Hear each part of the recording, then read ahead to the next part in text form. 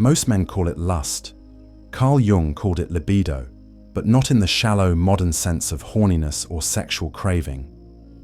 For Jung, libido was something far more potent. He saw it as the psychic fuel of the entire human experience. Libido is life force. It is the energy that animates your soul, drives your imagination, fuels your hunger for meaning, love, war, and creation. The same energy that causes sexual arousal is the energy that fuels genius. And this is what most men never realize, that every time they indulge blindly in their urges, they are spending the very energy that could have made them gods. We are born with this fire. As boys, we feel it stir when we see our first crush, when we're challenged to compete, when we want to impress, dominate, or build something great. It begins as instinct, but inside it is potential, raw, nuclear, chaotic potential. The problem is, we are never taught what to do with it. Society, schools, media, even our fathers often fail us here. We are told to either repress it and feel ashamed, or indulge it and feel free. Both are traps.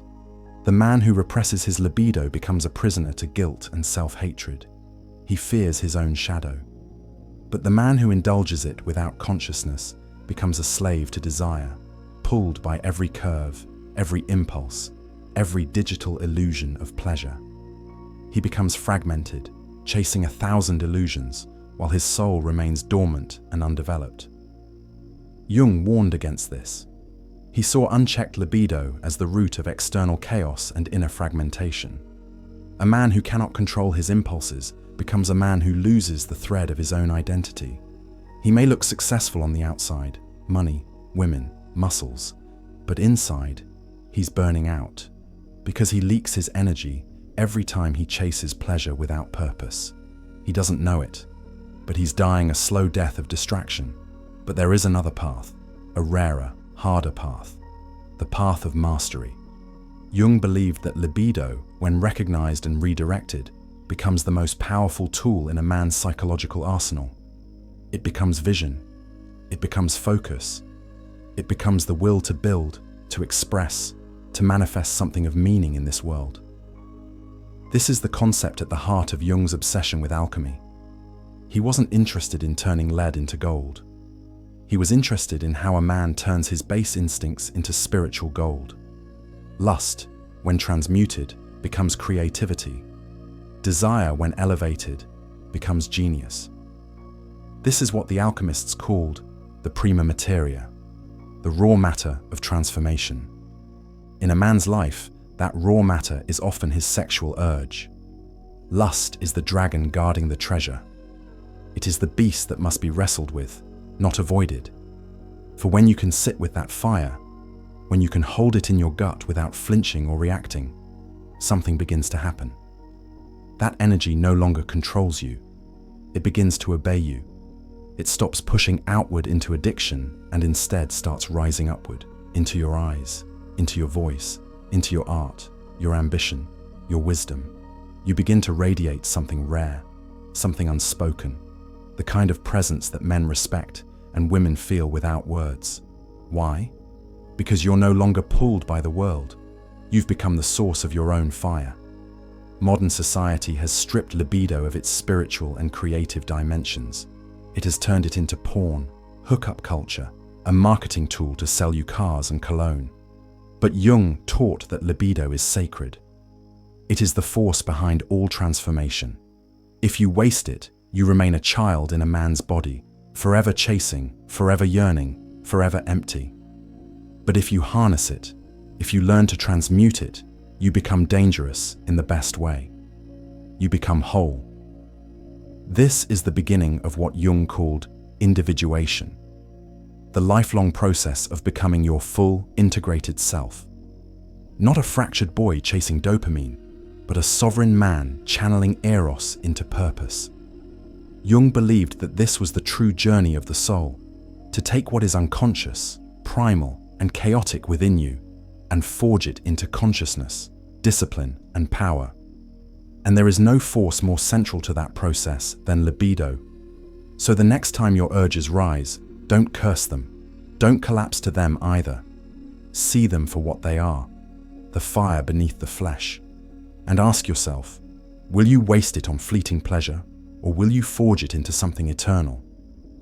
Slaying the beast, integrating the shadow through erotic discipline. There comes a moment in every man's life when he must descend into himself, into the dark corridor of his own instincts, cravings, fears, and fantasies. Most never do. They stay on the surface, chasing comfort, pretending to be whole. But those who seek mastery, true psychological and spiritual sovereignty, must eventually face a truth that modern society does everything to conceal. Your greatest enemy lives inside you. Carl Jung named it the shadow, the part of you that you hide, repress, deny. And for most men, that shadow is dripping with unexamined lust, unprocessed shame, and sexual compulsions they've never dared to face. This is not just philosophy. This is a war of the psyche, and it plays out in real time. Every time you feel an urge to release, to escape into porn, to text a woman you don't respect, to chase validation through sex, you are staring down your own shadow. And every time you give in without awareness, that shadow grows stronger. Jung warned us, the more we avoid confronting our unconscious desires, the more power they gain over us. What you do not integrate will dominate you. And the man who refuses to confront his sexual impulses is the man most easily manipulated by women, by media, by his own mind. The truth is, sexual discipline is not just about semen retention or abstinence. It is a psychic ritual of self-mastery. When you feel the urge and choose not to obey it blindly, you are not just practicing physical restraint. You are facing the beast within. And with every small victory, with every moment of withheld release, you begin to reclaim authority over your own unconscious. This is not repression, it is confrontation. It is choosing to look the monster in the eye rather than pretending it isn't there. And Jung taught that this confrontation is not only necessary, it is the very path to wholeness. Think of it like this: your lust, your fantasies, your cravings for feminine attention, they are not evil. They are primal energies, wild and chaotic, yes, but also potential waiting to be shaped. If you run from them, they chase you. If you indulge them blindly, they enslave you. But if you stand firm, if you bring them into the light of awareness, something miraculous happens. You begin to own yourself. Jung once said, "One does not become enlightened by imagining figures of light, but by making the darkness conscious." This is the essence of shadow integration, not pretending to be perfect, not trying to become some neutered saint, but choosing to understand your darkness, your hunger, your aggression, your lust, and then choosing to channel it, not be controlled by it. Every sexual urge is a test, not a test of purity, but of power. Will you collapse into the moment or rise above it? Will you waste your life force on meaningless pleasure, or redirect it into something bigger? In the alchemy of lust, you'll be taken deep into the ancient and forgotten discipline of sexual transmutation, a principle once reserved for monks, warriors, kings, and creators. This is where men separate. Boys want relief, men seek transformation. The undisciplined man is constantly at the mercy of his anima, the inner feminine that he unconsciously projects onto women. Jung warned about this too. When a man has not integrated his anima, he seeks salvation through women. He believes that the right girl will complete him, save him, heal him. But it's a trap. She becomes a mirror for everything he lacks. And when she fails to live up to the fantasy, as she always will, he crashes. He grows bitter, resentful, broken. Why? Because he placed his power in the hands of an illusion. But the man who learns to hold his erotic energy within begins to change. He no longer projects his soul onto women. He embodies it. He no longer chases completion. He cultivates it. This is what Jung meant by psychic independence. You become whole within yourself, not detached or cold, but rooted. You see women clearly. You appreciate beauty, but are not hypnotized by it. You remain grounded in your mission, And this makes you magnetic in ways no pickup trick or surface-level confidence ever could. So understand this. Erotic discipline is not weakness. It is warriorship. It is the quiet rebellion against your lower nature. Every day you practice self-restraint. You sharpen your awareness, your will, your spirit. Each denied urge is not a loss. It's a ritual of initiation. You are forging yourself into something rare in this world. A man who commands himself. A man who doesn't need to be watched, threatened, or bribed to behave. A man who has tamed the dragon within and now rides it toward his destiny. That's the paradox. What you once thought was shameful, your lust, your urges, your shadow, is not your weakness. It is the source of your power. But only once you faced it, only once you fought it, sat with it, and brought it into the light. And once you do, that chaotic fire becomes something sacred. It becomes the backbone of your presence, the fire in your eyes, the weight in your voice, the purpose in your path. Erotic alchemy, transcending flesh to forge the philosopher's mind. There comes a point on the path of masculine evolution where lust is no longer a temptation. It becomes a tool. The man who once craved release like an addict now holds his energy like a king guards his crown. The raw desire that once pulled him toward indulgence is now the very fuel behind his clarity, focus, and visionary power. This is what Carl Jung hinted at when he spoke of the transformation of libido. Not its denial, not its suppression, but its elevation. When a man stops spilling his erotic energy into the dirt of distraction, he begins to build the cathedral of the mind. And it is from that cathedral that his true life, his divine life, begins. This transformation is not instant. It is a psycho-spiritual process, a sacred alchemy. Most men never attempt it because they never taste the power of discipline long enough to feel what lies beyond the craving. But the few who do, who can go weeks, months, even years without releasing their energy into meaningless gratification, begin to change. At first, the change is subtle. They speak less, but their words weigh more. They move with stillness, not anxiety. They listen differently, stand differently, and when they walk into a room, people sense something primal and unspoken. That's not charisma. That's not confidence. That's erotic energy transmuted into presence. And you cannot fake that. You must become that. Jung would say that this man is in the process of individuation, the lifelong journey towards psychic wholeness, and no man can reach this state while still being governed by the impulses of flesh. Lust is not evil, but when unmastered, it fragments a man. He becomes mentally scattered, emotionally reactive, spiritually thin. His mind grows dull. His intuition becomes buried under waves of constant stimulation. But once he controls his libido, something shifts. His thoughts become sharp. His ideas stretch into deeper realms. His dreams become more symbolic, more mythic. Why? Because the energy that once left his body in seconds now rises up into the psyche like steam powering a locomotive. Jung often referred to this process in mythological terms: the hero's journey, the slaying of dragons, the descent into the underworld. These were not just stories, they were archetypal blueprints for the inner life of man.